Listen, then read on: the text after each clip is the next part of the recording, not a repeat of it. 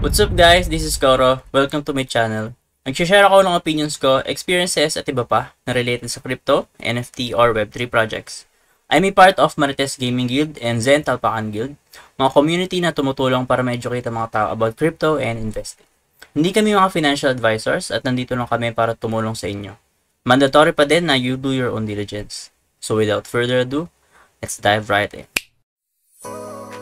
Hello guys, what's up? Welcome back dito sa ating channel. Koro NFT nga pala. So for today, ang video natin is all about another airdrop opportunity na libre lang and hindi siya time consuming. Ang meaning ko sa hindi siya time consuming kasi running in background lang itong si Grass. So yun nga, nabanggit ko na yung mismo pangalan ng project. Ang pangalan ng project ay Grass. So kanilang Twitter is getgrass_io. So follow na sila if ever hindi pa kayo nakafollow para mas updated kayo sa mga news.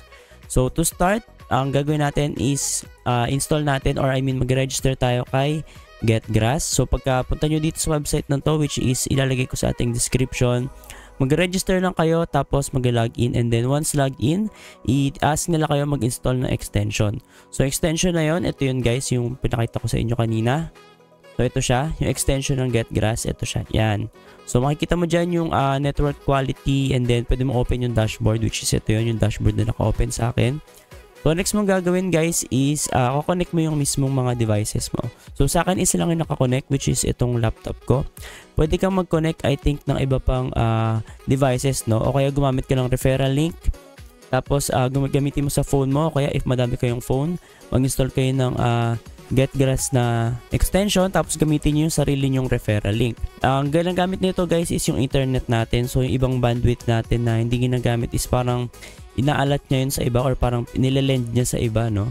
So makikita mo yung rewards mo dito. Pag nakita mo yung rewards mo sa Epoch 1, so tapos na yung Epoch 1 nila.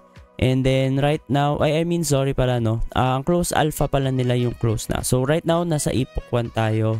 And then 4 days running na yung Epoch 1. Tapos yung close alpha guys, running to ng matagal, pero sa akin nag-run siya ng 71 days kasi nung sumali ako dito guys is nung 71 days ago pa. And then naka-accumulate ako ng 89,000 na points. So yung points na to, ito yung para magiging airdrop opportunity or baka sakaling mag-release sila ng token tapos i-base nila dito sa points yung ating makukuhang token. So as you can see right now, ito na yung earned ko, which is yung 8,800 currently dito sa Epoch 1 ko. And then yun nga, yun sa dati ko is meron akong 90,000 halos na points. So after nyo siya guys ma-install, automatically mag-run na siya in background. Tapos syempre yung extension nyo, kakalimutan install yung extension kasi ito yung mismong importante. And if hindi siya naka-enable guys, kunyari disable nyo siya dun sa mga extensions nyo, so hindi siya mag-run, hindi ka makaka-accumulate ng points.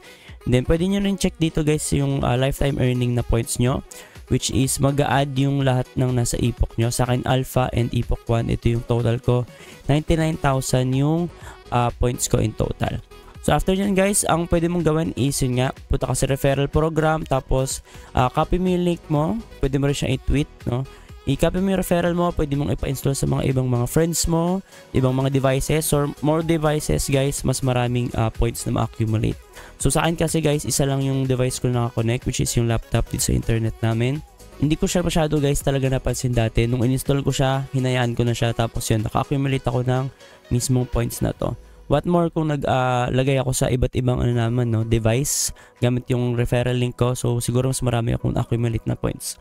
So nakita ko yung iba dito guys, sobrang taas na ng points, at least mga nasa million na yung ibang points, no? So sobrang dami and marami silang referrals. So yung points naman guys, hindi natin alam kung ano equivalent nito na value soon, pero hoping tayo na kahit paano makuha tayo ng libreng pera dito. So yun lang guys for Grass. Sobrang dali lang nito, install mo yung extension, register ka sa extension, tapos referral program na. Tapos, hayaan mo na lang siya mag-run in background. So, hindi ko siya tine-check araw-araw actually. So, yun nga, mag-follow kayo sa kanilang social media, which is ito, yung Twitter account nila, para mas updated kayo if ever may mga changes sila. Nung recently, ito may changes sila. Kasi yung UI dati is hindi ganito. So, pangit dati yung UI nila. Hindi naman sobrang pangit guys. Pero, yung UI nila dati is medyo nakakalito. At least ngayon, no? Mas madali na siya. Tapos nakikita mo yung uptime, ayan kung gano'ng katagal, tapos yung points earned, and mas madali makikita if marami kang devices and marami kang referrals na invite.